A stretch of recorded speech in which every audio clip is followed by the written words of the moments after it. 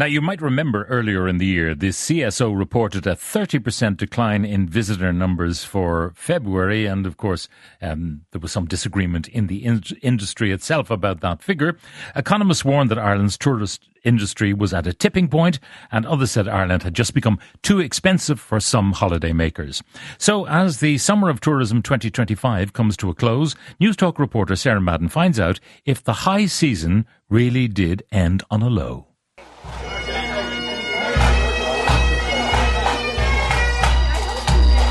It's the final day of the Kennedy Summer School here in County Wexford, and the New Ross and District Pipe Band are conducting their closing ceremony. The Festival of Irish and American History, Culture and Politics is the pinnacle of the summer tourist season here, and CEO of the Kennedy Trust, Sean Connick, is reflecting on the week that was. It's been a wonderful few days. Sold out event, and then the Speaker's Lunch yesterday, sold out event. Everybody, I think, at this stage probably fairly exhausted and tired, but it's fantastic for the town. It's great publicity for us all. It creates a great atmosphere and it generates a great buzz around the town, and it's very positive for New Ross and the district. Despite the success of this particular week, the summer of tourism here has been disappointing for Sean and the businesses in town that rely on it. 24 for us last year, we saw a fallback in visitor numbers, and that fallback has continued across this year. So we're more or less flat or slightly behind what we did in 2024. But 2024 for us was a poor year, and now we've got a second poor year. We're down about almost 30% on where we were in 2019. As we come to the end of 2025. We're seeing falling numbers. People are staying less nights. We're seeing a reduction in the spend per tourist head. The tour buses that were coming, in a lot of instances, just weren't full. They maybe had, instead of 45 people on board, we had 28 people on board. We could have had 20 on board. And we had a lot of cancellations of tour series. This is something that's new to us that we hadn't encountered before. So it's been a really challenging year. And when you look at the visitor numbers and you try and deal with the issues such as the ongoing input costs, like the rise in the minimum wage, we've had to find in excess of €200,000 over the last 3 years from the business to just meet the increase in the minimum wage. We've had to find 40,000 a year just to meet the electricity increase in charges. Am I concerned about the situation? I would have to say that I am. We have to accept that there is somewhat of a crisis starting in the tourism sector. In my own hotel, we're talking about a revenue reduction of about 5% this summer. So that's the picture with rooms business and food and drink business.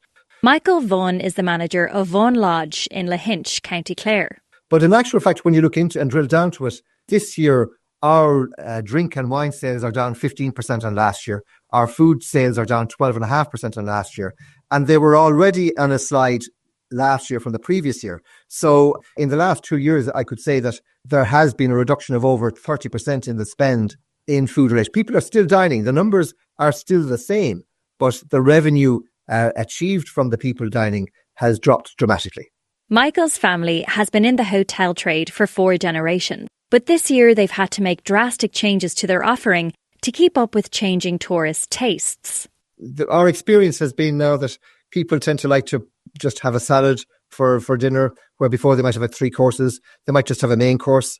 They might have fish and chips where before they would have had maybe a Dover sole, or they might have had a lobster or something like that. We would have had fine dining for 20 years, but this year we decided to pare back the menu and do a very, I suppose, stripped down a la carte menu so that every single item on the menu could be ordered individually, paid for individually, whereas before that was all included. Wine sales, which used to be a big part of at least 50% of the turnover of the restaurant, have now gone to less than 15% of the turnover of the restaurant. And it's typical now for people just to have a glass of wine or no wine at all with dinner. For a table of 10 people, you might have sold 2 bottles of wine. You might sell 2 glasses of wine now. Michael suspects there's more than just sober curiosity behind his customers' new slimmed down spending. The appetite has certainly become more suppressed than it has ever been. And talking certainly with a cohort of people from America, many people are saying it's down to people are choosing lifestyle drugs, for instance, like Ozempic, for weight loss and for other medical treatment by people. And this is having an effect on their cravings, on their appetite for both food and alcohol. American tourist numbers are holding here, even if they are spending less. But figures of European visitors are down more significantly. We're watching the British market drop very substantially. It's nearly half down what it was pre-pandemic, although there are questions about the CSO figures. We see Germany dropping about 14% year on year, France about 10%, Europe overall about 15%, where everybody else is up 3 or 4%. Eoghan Corry is the editor of travelextra.ie. The Dublin Airport passenger cap has sent out a message, a very clear message, that you don't expand Dublin. The airlines that are running to Dublin, and there are some very important American airlines have services there, are not thinking of introducing new ones. They're not introducing the extra capacity on the existing ones. There's a little bit of a movement on that with some new routes to North America, but they're low frequency, they're 4 weekly. The overall message is that if you're looking for expansion, you're looking to other cities across Europe. And we've seen very big, rapid expansion in some of the places that are competing with Ireland. Other people are looking to try and get our market, but it's something that really there needs to be some movement on. And a really important thing, given that North America and the USA are our strongest market by spend, is the slippage of the dollar against the euro. They've saved the last 3 summers for Ireland. Will we be able to rely on them to save the summer of 2026? The first 2 weeks in August was like a bad November. It really set me back. I wasn't expecting that. The decline in European visitors has hit Malachy Kearns, owner of Roundstone Music and Crafts in Connemara, very hard this summer. Early in the year, I get quite a lot of bookings for the talk on the craft we do. And I'd say 40% of the talks were cancelled as May, June started creeping in. And then I spoke to some of the tour operators, and they said tour companies weren't filling buses, especially in Germany. So they had to cancel a lot of trips and tours, if there aren't so many numbers on the bus, it doesn't pay. And it was a real shock to me to see cancellations coming in every day like that. But running alongside that, I've noticed most Americans that have come this year are staying outside of Galway. They're in maybe Clare or Tipperary or Roscommon or something, and they're doing day trips only to Connemara because they can't get accommodation in Connemara. There's been a big change here about, something like 40% of the accommodation is not available to tourism anymore. The hoteliers that are switched over to accommodating refugees is huge, But I've nothing but high regard and empathy for people running from war, war refugees. I'm very, very involved with the Ukrainian family here. In fact, I feel the kids are my kids at this stage. They're here 3.5 years, and I'm delighted to be around them. And that, but there's a big problem there. Malachy is a master bowron maker. He's honed the craft over 4 decades and even supplies the bowrons used in Riverdance. But after the last few summers, the August just gone included, Malachy fears the business and legacy will end with him. I can see my son now is not interested in the business because he sees all this going on.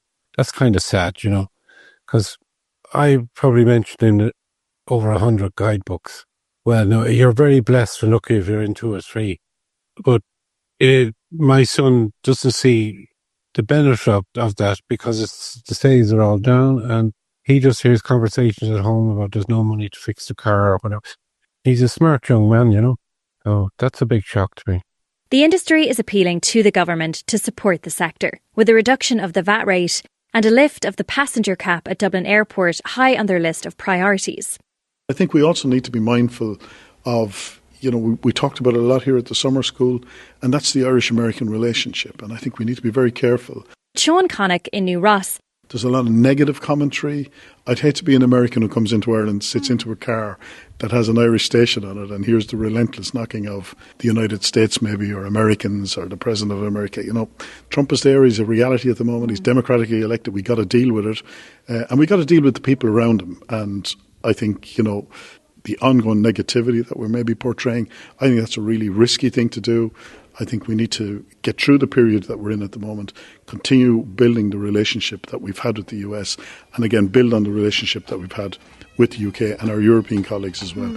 We need to attract more visitors. We need to investigate why maybe the visitor numbers are falling, to try and make Ireland an attractive place again to come for your holiday and to come visit.